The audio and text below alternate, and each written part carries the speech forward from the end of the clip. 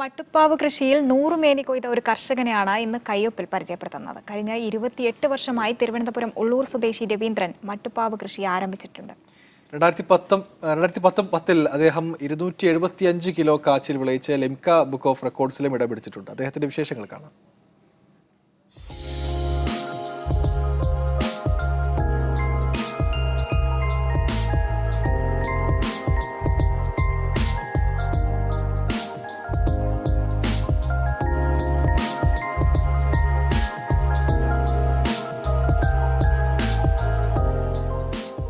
എൻ്റെ പേര് രവീന്ദ്രൻ, സ്ഥലം ഉള്ളൂരാണ്. ചെറുപ്പകാലം മുതൽ കുട്ടിക്കാലം മുതൽ കൃഷിയിൽ ഞങ്ങൾ കൃഷി കുടുംബമായിരുന്നു.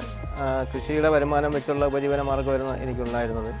അത് കഴിഞ്ഞ് സ്കൂൾ വിദ്യാഭ്യാസം കഴിഞ്ഞിട്ട് കുറച്ച് സ്കൂൾ വിദ്യാഭ്യാസം ഉണ്ടായിരുന്നത് 10 വർഷം ഗൾഫിലായിരുന്നു. ആട്ടോ ഇലക്ട്രീഷ്യനായിട്ടാണ് ഗൾഫിൽ പോയത്. അപ്പോൾ ഞാൻ നാട്ടിൽ വന്നിട്ട് ഇപ്പോൾ 29 വർഷമായി. വന്നിട്ട് ഇവിടെ ഒരു ബിസിനസ് തുടങ്ങി. എന്നിട്ട് അതിൻ്റെ കൂടെ കൃഷിയും കൂടെയായിരുന്നു. അപ്പോൾ ഈ വീട് വെച്ച ആ സമയം തൊട്ട് ടെറസിൻ്റെ മുകളിൽ കൃഷി ചെയ്യുന്നു. അപ്പോൾ 28 വർഷം കഴിഞ്ഞ് വീട് വെച്ചിട്ട് അപ്പം അപ്പോഴും മുതൽ ഈ കൃഷി നമുക്ക് ഗ്രോ ബാഗിൽ കൃഷി ചെയ്യത്തക്ക സംവിധാനത്തിലാണ് ഞാൻ റൂഫെല്ലാം അന്നേ ശരിയാക്കിയത്. അപ്പോൾ അതുപോലെ ഇതിൻ്റെ വൈറ്റ് സിമൻ്റൊക്കെ അടിച്ചൊക്കെയാണ് ഇത് വയ്ക്കുന്നത്.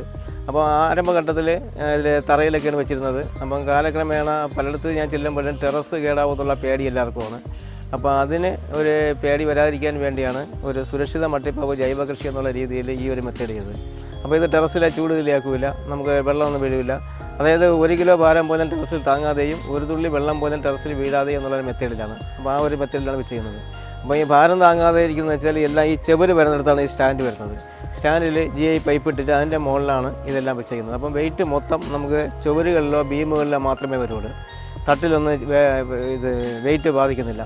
അതേപോലെ വെള്ളം വീഴുന്നു. നമ്മൾ ഒഴിക്കുന്ന വെള്ളം അല്പം കൂടി പോകണമെങ്കിൽ അടിയിലൊരു ട്രേ എടുത്ത് വെച്ച് കൊടുക്കും. അപ്പം നമ്മൾ ഒഴിക്കുന്ന വെള്ളമല്ല നഷ്ടപ്പെടുന്നത്, നമ്മൾ ഈ ചെടിക്ക് കൊടുക്കുന്ന ആഹാരമാണ് നഷ്ടപ്പെടുന്നത്. അപ്പോൾ നമുക്ക് തിരിച്ച് തന്നെ ഈ ചെടികൾക്ക് ഉപയോഗിക്കാൻ പറ്റും.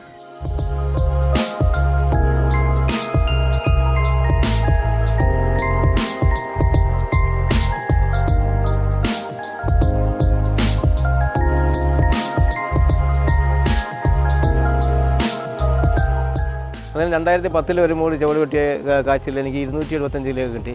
2011 ലിംക ബുക്ക് ഓഫ് റെക്കോർഡ്സായി. അത് കഴിഞ്ഞ് നാഷണൽ അവാർഡ് 3 നാഷണൽ അവാർഡൊക്കെ കിട്ടി. അപ്പം അതോടുകൂടി ജനങ്ങൾ അറിയപ്പെടുന്ന ഒരാളായി. അത് കഴിഞ്ഞ് ഞാൻ വിത്ത് കൊടുക്കുന്നുണ്ട്. ഈ ആഫ്രിക്കൻ കാച്ചിലിൻ്റെ വിത്തിനെ എൻ്റെ അറിവിൽ തന്നെ നോക്കുകയാണെങ്കിൽ 2006 മുതൽ ഇപ്പോൾ ഒരു 10,000 ചില്ലുമാനം ആൾക്കാർക്ക് ഞാൻ എൻ്റെ വിത്ത് കൊടുത്തിട്ടുണ്ട്.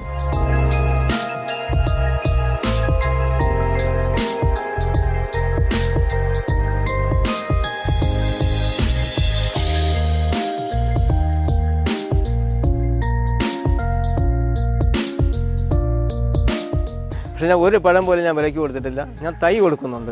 ഒരു തൈ 25 രൂപ 30 രൂപ ആക്കി കൊടുക്കുന്നുണ്ട്. ആ ഒരു വിധത്തിലുള്ള കൃഷിയെ പ്രചരിപ്പിക്കുക എന്നുള്ളതാണ് എൻ്റെ ലക്ഷ്യം. നമുക്കിതിൽ നിന്ന് കുറച്ച് എനിക്ക് നേടിയെടുക്കുക എന്നുള്ളൊരു ഉദ്ദേശമല്ല. ഈ ചെയ്യുന്നതെല്ലാം സൗജന്യ ക്ലാസ്സാണ് ചെയ്യുന്നത്. അപ്പോൾ ആത്മയുടെ ഇത് അനുഭവിച്ച് ആദ്യത്തെ പ്രാവശ്യമൊക്കെ ഫണ്ടുണ്ടായിരുന്നു. ഇപ്പോൾ ഒന്നുമില്ല. ഇപ്പോൾ ആ വിധത്തിൽ ഇനി കുറച്ചുകൂടെ മെച്ചപ്പെടുത്തി ചെയ്യാനുള്ളൊരു ഉദ്ദേശമാണ്. ഇപ്പോൾ തന്നെ ജനുവരി 2ാമത്തെ ആഴ്ച തുടങ്ങണമെങ്കിലും 35 പേര് ഇപ്പം രജിസ്ട്രേഷൻ ചെയ്ത് കഴിഞ്ഞു. അപ്പോൾ അവർ വിളിച്ച് ചോദിക്കും, ഞാൻ പറയും പേരെഴുതി വയ്ക്കും, ഫോൺ നമ്പർ എഴുതി വയ്ക്കും, തുടങ്ങുന്ന സമയത്ത് അറിയിക്കും. അങ്ങനെ ചെയ്തുകൊണ്ടിരിക്കുകയാണ്.